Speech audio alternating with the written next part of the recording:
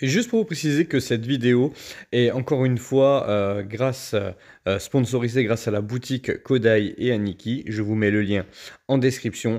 Boutique très sérieuse comme d'habitude et c'est encore grâce à eux que j'ai pu acquérir assez rapidement ces deux belles figurines des sirènes.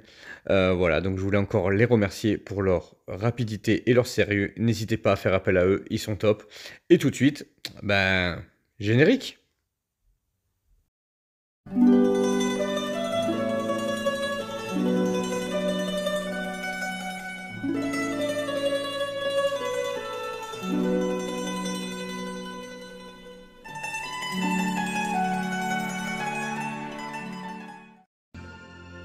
Et coucou les amis, c'est Aiolos Devi, j'espère que vous allez bien et bienvenue dans cette vidéo intitulée Le Chant des Sirènes. Et oui, c'est d'une pierre deux coups. Comme vous avez pu voir, ce sont deux figurines que j'ai récupérées en fin d'année. J'ai pas trop eu le temps effectivement de faire des reviews là-dessus. Donc on va s'attarder effectivement, alors il n'y aura pas de montage, voilà, c'est la formule 2022. Je vais vous montrer les boîtes, je vais vous faire un tour de boîte, les blisters à l'intérieur, vous savez ce qu'il y a dedans si vous regardez la chaîne de mes camarades. Nous, on va vraiment faire ce qu'on appelle une review assez rapide, puisqu'effectivement ça va être les boîtes, on va regarder les boîtes, on va parler des boîtes, mais aussi on va donc du coup mettre sur diorama en fin de vidéo, puisqu'effectivement les deux vont être donc directement mises sur diorama, et on va parler de ces figurines là, de leur montage qui sont hors vue, hors caméra on va dire, enfin hors voilà, j'ai pas fait de vidéo de montage. Ce sont deux figurines qui sont dans ma mémoire assez embêtantes à monter, puisqu'il y a plein de petites pièces, etc. Je me rappelle notamment de la Thétis qui a au niveau des cuissardes, etc. où ça fait que sauter, etc. Donc c'est pas tip top. Voilà, ça c'est dans ma mémoire. Et pour le Sorrento c'est pareil. Il faut pas se tromper de sens sur certaines choses. Il faut faire attention. Il y a des sens au niveau des petits ornements que vous avez là en fait. Donc faut faire attention de ne pas se tromper au niveau des pièces, mais ça devrait plutôt bien se passer. Ensuite, effectivement, il faudra juste s'intéresser à se dire, est-ce que on va pas avoir une mauvaise surprise? Voilà, parce que c'est du Bandai, ok, pas de souci, mais est-ce qu'on n'aura pas une mauvaise surprise? Allez, à tout de suite, on y va. On va donc s'intéresser aux boîtes et on va commencer par Thétis. Thétis de la sirène, alors non, Thétis, bah écoutez, comme je disais toujours, et je pense que si vous reprenez d'anciennes vidéos que je disais, où je faisais des vidéos où je disais ouais bon allez, ça je vais pas la prendre, ça je vais pas la prendre, et en fait, j'ai donné la Thétis, l'ancienne Thétis du coup à ma fille, et me suis concentré sur celle-ci, parce qu'il y avait un visage qui me plaisait beaucoup. Alors, je vais pas vous cacher que de ce que j'ai vu sur les vidéos de mes collègues, c'est qu'il y a notamment un visage, et moi ça me fait rire parce qu'en fait, ça je vais quand même vous les montrer les visages quand je vous montrerai la figurine, parce que quand on ouvre la boîte, normalement les visages ne ressemblent pas du tout à ça, ils sont vraiment pas jolis. Alors, ici effectivement on a la boîte en elle-même, c'est une boîte assez classique puisque c'est une boîte classique. Ici donc du coup on a Thétis, on a du coup la forme objet, le totem qui est plutôt sympa je trouve en plus.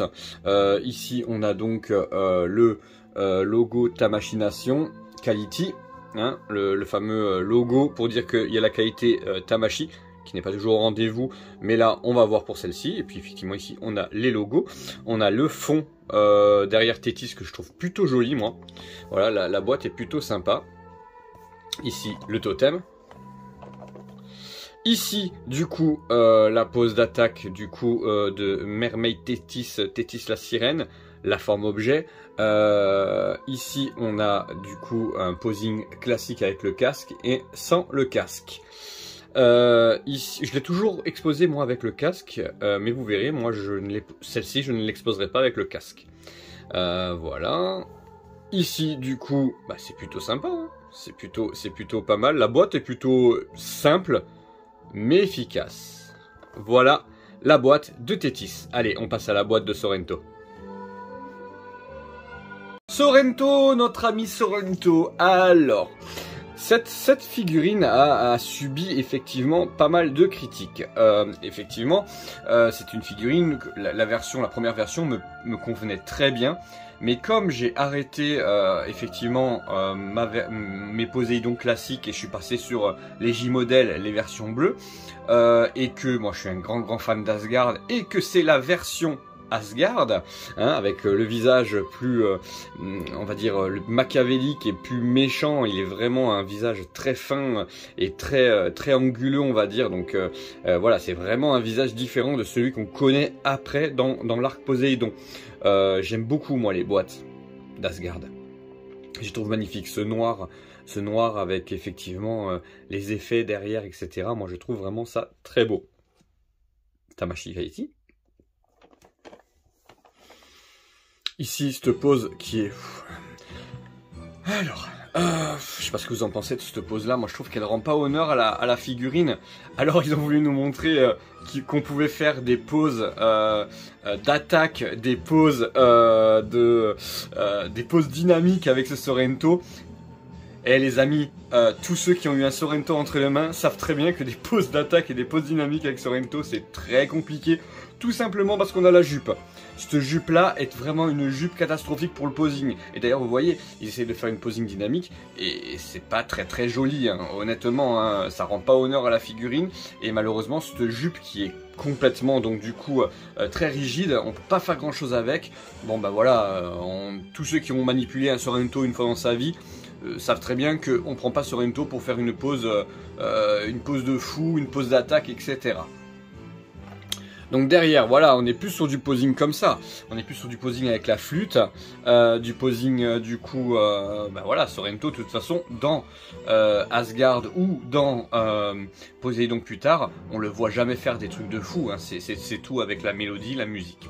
Effectivement, là on voit, et je vais vous la rapprocher un tout petit peu, on voit effectivement les différents visages, la forme objet, donc notre ami Sorrento ici, et le bonus qu'il y a dedans et qui est plutôt sympa. Moi j'aime beaucoup ce bonus, c'est un bonus que je mets moi sur mon Siegfried, hein, du coup, que je vais mettre sur mon Siegfried, donc là où quand donc du coup Sorrento blesse à mort Siegfried, donc on a effectivement le corset avant et du coup le torse qui sont abîmés, et je trouve ça plutôt pas mal ma foi. Voilà, ici on a donc le totem, la forme objet, et ici derrière on a ici donc du coup la constellation d'Asgard, et avec donc du coup la traînée, c'est le sacrifice de Siegfried, ça, hein, c'est le sacrifice de Siegfried, Asgard Final Battle Version. Ok, donc du coup on s'y attendait pas à cette figurine, elle est là, et ma foi on va vite voir si on est agréablement surpris ou pas.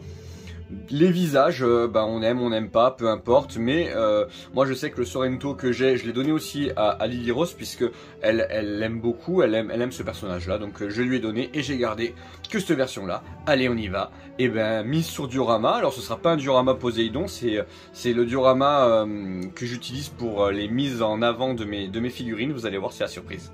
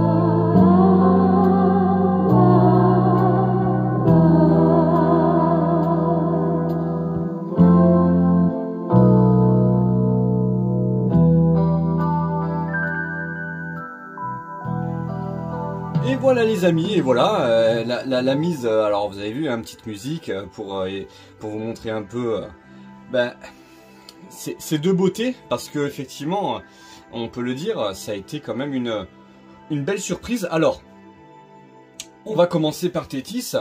Tétis, donc, ben, j'ai pas tant galéré que ça à la montée. J'ai vraiment pris mon temps. Et honnêtement, j'ai moins galéré que sur la première version au niveau des jambières et tout ça. Alors, effectivement, on le sent vite que ça peut tomber à tout moment, donc il faut être très vigilant. Mais par contre, c'est vrai que la couleur, c'est plutôt pas mal. Alors, je n'ai pas voulu la mettre casquée parce que je voulais changer un peu, donc je l'ai mis décasquée avec le visage en coin, hein, donc le visage ici, du coup, vous voyez, le visage en coin. Elle est plutôt, moi je l'ai trouvé plutôt sympa. Après les autres visages sont vraiment pas tip top, hein. Je vous ferai, j'ai même pas envie de vous les montrer parce que honnêtement il y a un visage qui est vraiment très moche. C'est le visage du coup, le visage hurlant, qui est vraiment pas joli du tout. À la limite, les premiers visages sont peut-être plus beaux de la première version. Donc voilà, pour notre ami Tétis, c'était quand même une plutôt bonne surprise. Voilà, c'était plutôt une bonne surprise. J'ai plutôt aimé la montée, j'ai pas eu de difficulté particulière, j'ai pas eu de soucis. Au niveau qualité de la figurine, effectivement elle va être comme ça. Je vous ferai une photo de elle à côté de Poséidon dans son élément, puisqu'elle va aller directement sur le duo Poséidon des J-Modèles. Alors ensuite, pour parler de Sorrento. Alors Sorrento, c'est pareil, j'ai pris mon temps, pareil, j'ai fait attention, et il faut savoir que ce que j'aime pas trop sur cette figurine-là, il faut être honnête, c'est toutes ces petites pièces qui se rajoutent. Elle se clipse. Alors ça se déclipse assez facilement quand même. Et franchement ça, je n'ai pas trouvé ça dingue. Je trouve pas que ce soit extraordinaire. Enfin voilà, je comprends pas trop le délire d'avoir laissé ça. Sur la première version, ça m'avait déjà embêté. Et là pour le coup, c'est pareil, ça m'a... Voilà, je trouve que ça se déclipse assez rapidement, voilà. Et puis l'autre gros problème de cette figurine là, qui est somme toute magnifique, je trouve que c'est une très belle figurine. Par contre c'est vraiment, voilà, c'est la jupe quoi. Voilà, c'est la jupe qui nous empêche de faire énormément de choses. Donc on peut pas faire grand chose avec cette figurine là à cause de cette jupe qui est donc en métal, très lourde, et puis on peut pas faire énormément. Alors je l'ai mis en version Asgard puisque effectivement je lui ai mis la cape. Je n'ai pas mis les ailes, voilà, je lui ai mis la cape vraiment en version. Il sera donc dans le diorama Asgard que je vais faire. Il va être effectivement, il va être intégré au diorama.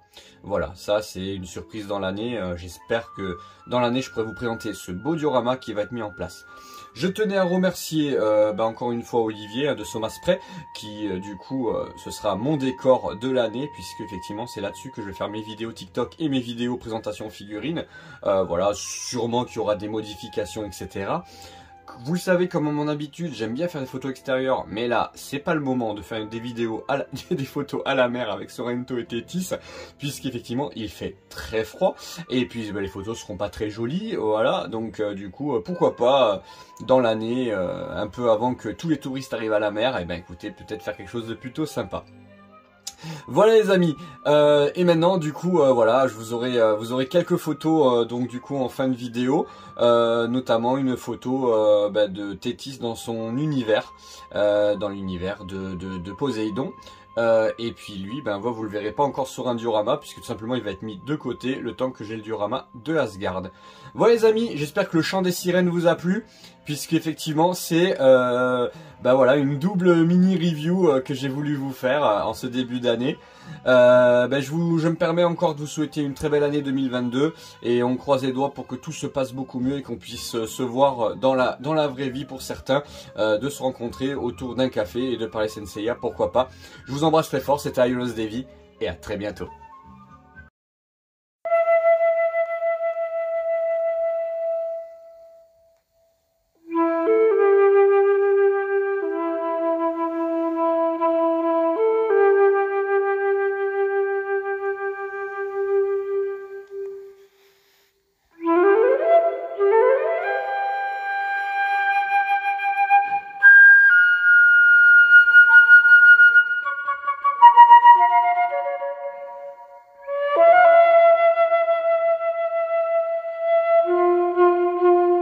だがその時アイオロスはまだ息絶えてはいなかったのだ。全てお前に叩きつけてやる。